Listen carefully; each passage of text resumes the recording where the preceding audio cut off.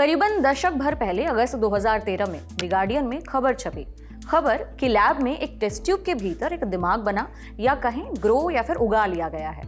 Vienna के institute of molecular biotechnology नाम के संस्थान में लैब में यह दिमाग स्टेम सेल की मदद से उगाया गया था। स्टेम सेल यानी वो बुनियादी कोशिकाएं जो अलग अलग अंगों के बनने में मदद करती हैं। यूं स्टेम सेल सभी अंगों का स्टार्टिंग पॉइंट कहा जा सकता है। वियना में बनाया गया ये मिनी ब्रेन एक ऑर्गेनॉइड था। ऑर्गेनॉइड माने लैब में बनाया गया आर्टिफिशियल ऑर्गन। अच्छा, ऑर्गेनॉइड जैसी ही एक और तकनीक है, नाम ऑर्गन ऑन चिप की तकनीक। 24 अगस्त को प्रधानमंत्री मोदी ने बायो E3 पॉलिसी लॉन्च की। ऑर्गन ऑन चिप इस पॉलिसी का एक बेहद जरूरी कंपोनेंट है। आज आसान भाषा में इसी ऑर्गन ऑन चिप तकनीक पर बात करेंगे और जानेंगे कि ऑर्गन ऑन चिप टेक्नोलॉजी क्या है, इसका इस्तेमाल कैसे और कहां कहां होता है। नमस्कार, मेरा नाम है उपासना और आप देख रहे हैं जटिलता का विलोम और सरलता का पर्यायवाची आसान भाषा में।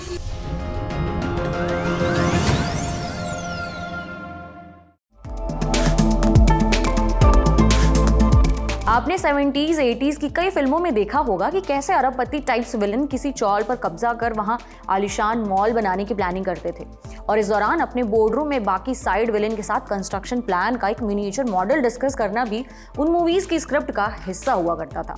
हालांकि ये मिनिएचर मॉडल वर्किंग स्टाइल में नहीं, बस एक शो पीस की तरह होता था। एक और उदाहरण देखते हैं, मूवी हॉलीवुड की आयरन मैन 2, जिसमें टोनी स्टार्क ने 3D मिनिएचर मॉडल का वर्किंग वर्जन दिखाया। माने पूरा शहर कंप्यूटर से निकलकर बाहर आ जाता था, वो भी एकदम एग्जैक्ट रेप्लिका के फॉर्म में। यानी जहां 70s 80s की फिल्मों में मिनिएचर मॉडल स्टैटिक था, वहीं टोनी स्टार्क का मॉडल डायनामिक या पूरी तरह से फंक्शनल, लेकिन फिर भी ऑफ कोर्स मेन प्लान का रेप्लिका था, यानी वही जो दुनिया के लिए ग्लोब है। ऑर्गन ऑन चिप भी कुछ ऐसा ही कॉन्सेप्ट है। इसमें किसी इंसानी ऑर्गन या टिश्यू का रेप्लिका बनाया जाता है जो बिल्कुल ओरिजिनल अंग की तरह काम करता है। ध्यान दीजिए, ऑर्गन की तरह काम करता है, ऑर्गन नहीं बनता।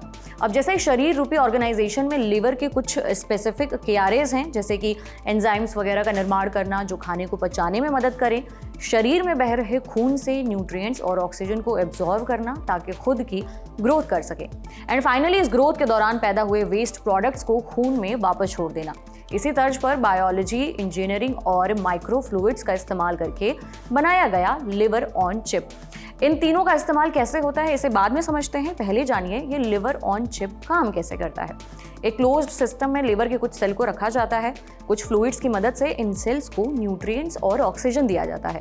ये सेल अपना वेस्ट भी इन फ्लूइड्स के जरिए बाहर निकाल देते हैं और ये वैसे ही काम करता है जैसा एक सामान्य लिवर हमारे शरीर के अंदर काम करता है। बस फर्क इतना है कि ये मिनिएचर मॉडल यानी कि लिवर ऑन चिप हमारे शरीर के लिवर जैसा नहीं दिखता है।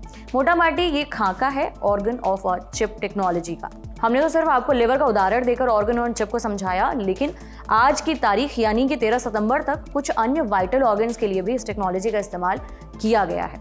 जैसे लिवर के लिए तो आपको पता ही है, लिवर ऑन चिप। ऐसे ही हार्ट के लिए हार्ट ऑन चिप, पेट के लिए कट ऑन चिप और दिमाग के लिए you guessed it right, brain on chip. इसमें होते हैं 5 कंपोनेंट्स। एक होती है इंजीनियरिंग, बड़ी बड़ी मशीनें, गाड़ियां एंड ऑल।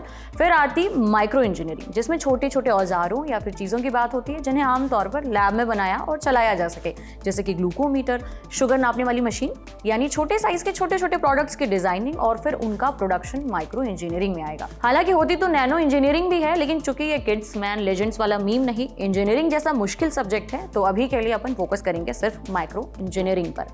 इतना महीन काम कि भाई साहब आप इसे साइंस नहीं बल्कि आर्ट भी कह सकते हैं। ऑर्गन इन अ चिप में इस तकनीक का भरपूर इस्तेमाल होता है। इसके जरिए छोटे छोटे कंपार्टमेंट्स बनाए जाते हैं जो किसी अंग के स्ट्रक्चर को रिप्रेजेंट करते हैं और ये एक साथ इंटीग्रेटेड तरीके से काम करते हैं। माने इस इंफ्रास्ट्रक्चर में सेल को रोपना, इसमें स्पेसिफिक सेल्स का इस्तेमाल होता है। जैसे आर्टिफिशियल फेफड़े बनाने हैं तो फेफड़े वाले सेल चाहिए, लिवर बनाना है तो लिवर वाले सेल्स चाहिए। ऐसे सेल्स को कंपार्टमेंट में रोप दिया जाता है जहां उसे ग्रो करने के लिए सही एनवायरनमेंट मिल सके।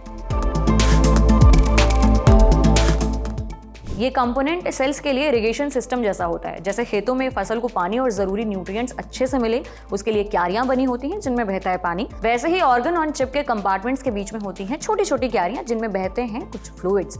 इन फ्लूइड्स के जरिए सेल्स तक न्यूट्रिशन और ऑक्सीजन पहुंचता है और सेल्स से निकलने वाला वेस्ट प्रोडक्ट इन्हीं फ्लूइड्स के जरिए पूरे सिस्टम से बाहर निकल जाता है। ये फ्लूइड वही काम करते हैं जो काम हमारे शरीर में खून का होता है। लेकिन इतने से काम नहीं बनता। शरीर में हर अंग पर एक मैकेनिकल फोर्स भी लगती है। जैसे फेफड़ों में सेल्स और टिश्यू पर मैकेनिकल प्रेशर लगता है जिससे वो फैलते और सिकुड़ते हैं, तब जाकर फेफड़ों में हवा आती है और निकलती है। तो लंग्स ऑन अ चिप बनाते समय इसका भी ध्यान रखा जाता है जिससे ये सेल्स एग्जैक्ट फेफड़ों को मिमिक कर सके, उनकी नकल कर सके। सेंसर्स ऑर्गन ऑन चिप की वर्किंग को मॉनिटर करते हैं, माने सेल्स कैसे काम कर रहे हैं, सभी पैरामीटर्स वाइटल्स जरूरत के मुताबिक हैं या नहीं, वगैरह वगैरह। इस टेक्नोलॉजी का इस्तेमाल दवाइयों की टेस्टिंग के लिए किया जाता है। असल में दवाइयों के आविष्कार के बाद से उनकी पहली टेस्टिंग जानवरों पर की जाती रही है, जैसे बंदर, चूहे वगैरह। लेकिन इससे एक बड़ी समस्या भी खड़ी होती है, ये ट्रेडिशनल तरीका इतना एक्यूरेट नहीं होता क्योंकि इन जानवरों की एनाटॉमी इंसानों के एनाटॉमी के करीब है लेकिन एग्जैक्ट इंसान नहीं है, जबकि ऑर्गन ऑन चिप किसी इंसानी अंग का बेस्ट पॉसिबल रेप्लिका है। ऐसे में स्वाभाविक है कि जिस अंग के लिए दवाई बनाई जा रही है, अगर उसके रेप्लिका पर टेस्टिंग की जाए तो सबसे ज़्यादा एक्यूरेट रिजल्ट्स मिलने के चांसेस होंगे। इसका एक बड़ा फ़ायदा है पर्सनलाइज्ड मेडिसिन। असल में हम जो दवाइयाँ लेते हैं वो जेनेरिक होती हैं, जैसे शुगर की दवाई के कुछ फॉर्मूले हैं। देश दुनिया के जितने भी डायबिटिक पेशेंट्स हैं वो इन्हीं जेनेरिक दवाइयों का इस्तेमाल करते हैं। अगर आप यूएस से हैं या इंडिया से हैं, पुरुष हैं या स्त्री हैं, फ़र्क नहीं पड़ता, आपके लिए भी शुगर के लिए वही सॉल्ट होंगे जो बाकियों के लिए हैं। इस वजह से कई मरीजों को दवाइयाँ पूरा फ़ायदा नहीं करती हैं, जबकि ऑर्गन ऑन चिप टेक्नोलॉजी के जरिए हम इंडिविजुअल लेवल पर इलाज कर सकते हैं, माने सीधे मरीज के उस अंग के सेल्स को कल्टीवेट और टेस्टिंग कर सकते हैं जिस अंग में समस्या है, और इंडिविजुअल लेवल पर जो भी दिक्कतें हैं उसका पता लगाना, फिर कस्टमाइज तरीके से इलाज करना। इसका इस्तेमाल दिमाग जैसे वाइटल ऑर्गन से जुड़ी समस्याओं के इलाज के लिए भी ज़रूरी है, जैसे कि अल्जाइमर्स। अब ये सब सुनने में और थ्योरी में बहुत सिंपल लग रहा है, लेकिन ये बहुत कॉम्प्लेक्स टेक्नोलॉजी है। सबसे पहली चुनौती है इसे बना पाना।